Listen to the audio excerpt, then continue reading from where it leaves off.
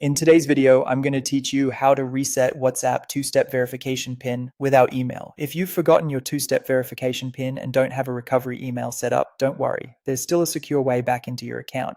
Two-step verification is an extra lock on your WhatsApp number, so resetting it without email requires WhatsApp to verify that you really own the number and to protect your account from unauthorized access. Start by opening WhatsApp and beginning the registration process with your phone number. Make sure you can receive SMS or calls on that number because WhatsApp will send a verification code to confirm it's really you re-registering. Enter your number carefully and proceed until WhatsApp asks for the two-step verification PIN you no longer remember.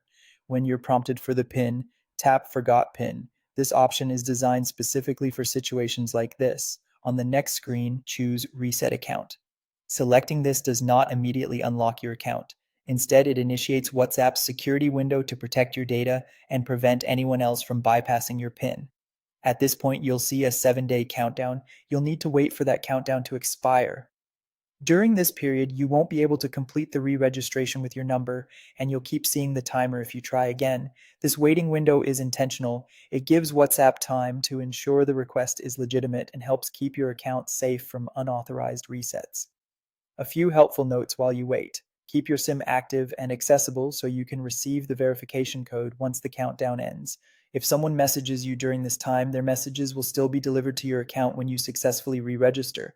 If you use cloud backups for chats, you'll be able to restore them after you regain access, provided a recent backup exists. If you don't use backups, WhatsApp will start fresh when you're back in, which is normal in this scenario. Once the 7 days have passed, return to WhatsApp and repeat the registration with your phone number. The PIN prompt will no longer block you and you can finish setting up your account normally. After you're back in, consider adding a recovery email and choosing a memorable but secure PIN so you have a faster way to regain access in the future.